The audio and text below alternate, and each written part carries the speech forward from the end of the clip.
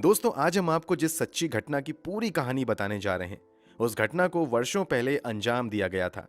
इस मामले में अदालती कार्यवाही भी लगभग 62 से 63 साल पहले ही पूरी की जा चुकी है। मगर आज भी इस केस को याद किया जाता है, क्योंकि इस मामले में अदालत ने जो फैसला सुनाया था, उस फैसले को भारत के ऐतिहासिक अदालती फैसलों में गिना जाता है।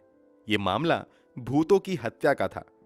सुनकर अजीब लग सकता है कि आखिर भूतों की हत्या कैसे की जा सकती है, मगर इस केस में कुछ ऐसा ही हुआ था।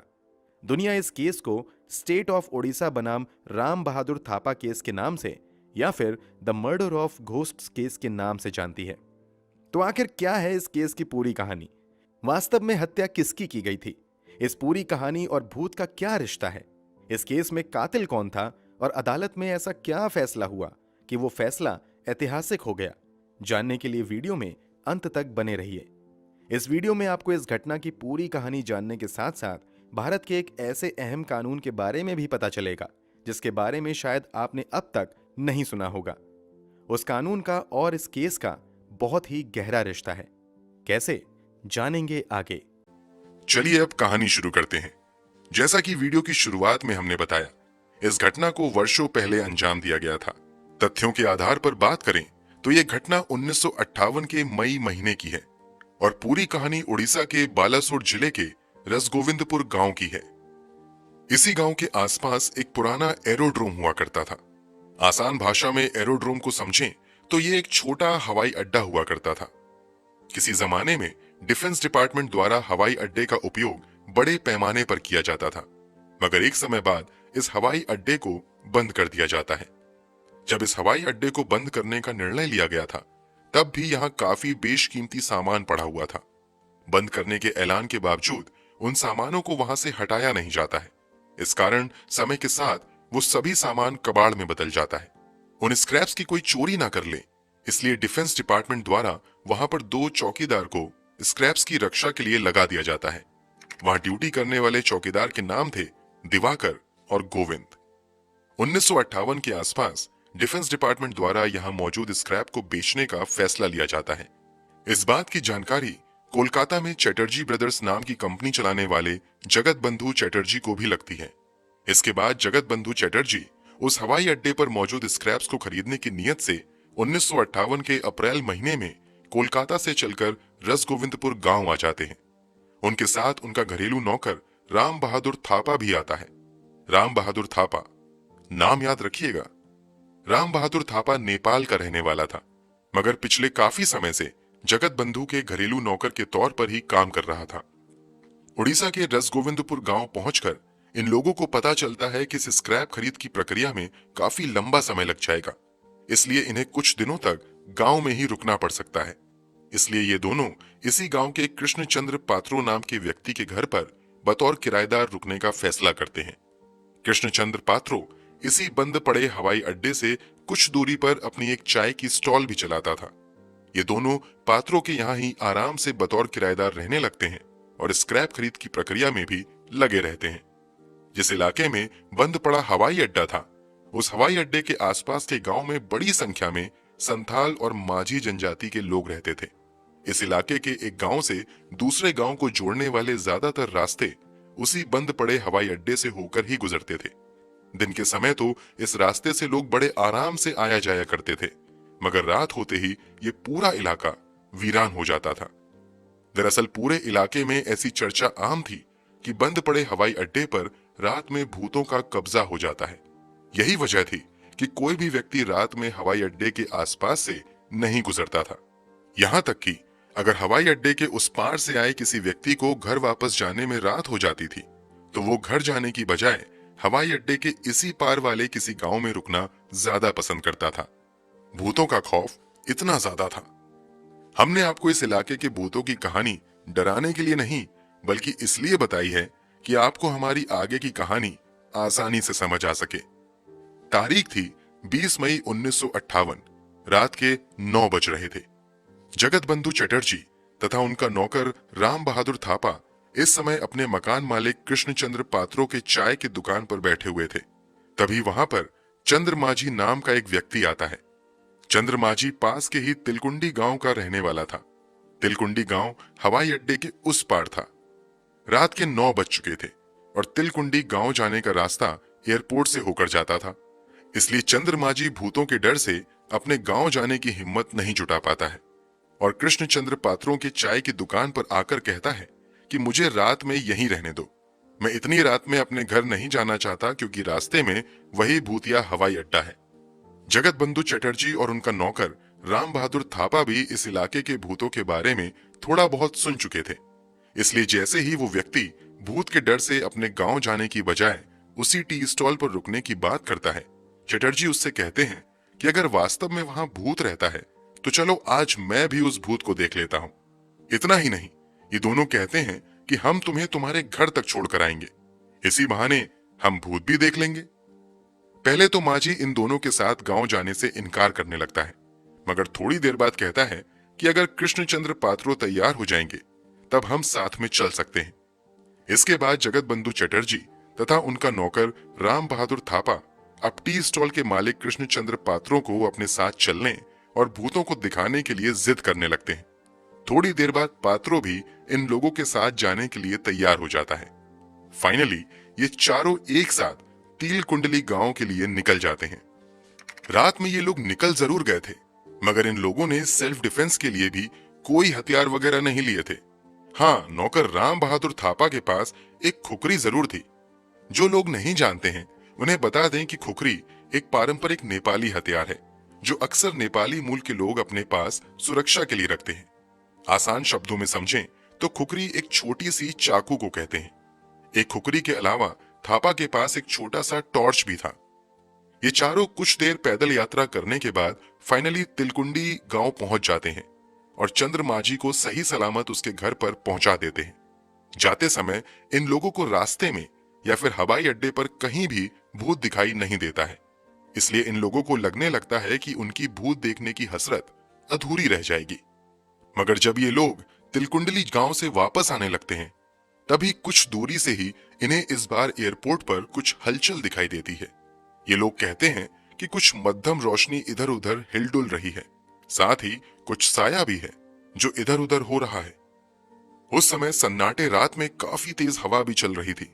ये नजारा देखकर सभी समझ जाते हैं कि हो ना हो ये भूतों की टोली है जो सन्नाटे रात में डांस कर रही है। फाइनली इन लोगों को लगता है कि आखिरकार इन्होंने भूत को देख लिया।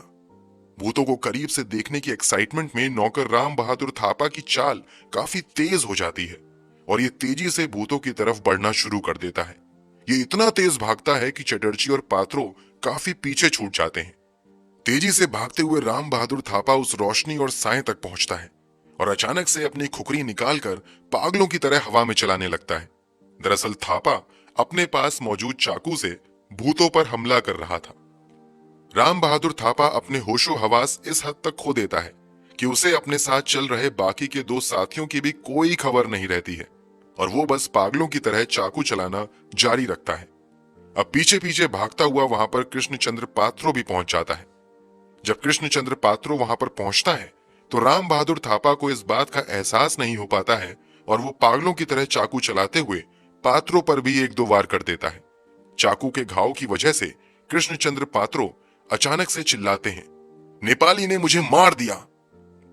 पात्रों के चिल्लाने के बावजूद कुछ देर तक राम बहादुर थापा अपने ही पागलपन में खोया रहता है। अब तक भागते हुए वहां पर चटर्जी भी पास आ जाते हैं। जगत बंधु चटर्जी थोड़ी दूर पर ही खड़े होते हैं तो वहां पर उन्हें पात्रों के अलावा कई महिलाओं के भी चिल्लाने की आवाजें आती हैं। अब ये दूर से ही राम बहादुर थापा पर चिल्लाते हैं और उसे रोकने की कोशिश करते हैं। चटर्जी की आवाज सुनकर फाइनली राम बहादुर थापा रुकता है तो उसे भी पात्रों के अलावा कई महिलाओं की जोर जोर से चिल्लाने की आवाजें आती हैं। अब ये हड़बड़ाहट में अपने पास मौजूद टॉर्च जलाकर देखने लगता है। अब जो नजारा देखने को मिलता है उसे देखते ही वहां पर मौजूद सभी लोगों के पैरों तले जमीन खिसक जाती है। एक तरफ कृष्णचंद्र पात्रो पड़ा हुआ था और खून से लथपथ जोर जोर से चिल्लाए जा रहा था, तो दूसरी तरफ 3 महिलाएं थीं, जिनमें से एक महिला खामोश हो चुकी थी, जबकि 2 महिलाएं दर्द से बेतहाशा चिल्ला रही थीं। ये नजारा देखकर वो लोग समझ नहीं पा रहे थे कि आखिर माजरा क्या है। उन्हें लगता है कि अभी तो हमने भूतों पर हमला किया था, फिर ये महिलाएं यहां कैसे आ गई? थोड़ी ही देर की बातचीत में साफ हो जाता है कि वो महिलाएं कोई भूत नहीं है, बल्कि पास के गांव की ही माझी समुदाय की महिलाएं हैं। मतलब राम बहादुर थापा ने जिन पर भूत समझकर हमला किया था, वास्तव में वो इंसान थे। ये महिलाएं रात में वहां पर महुआ का फूल चुनने आई थीं।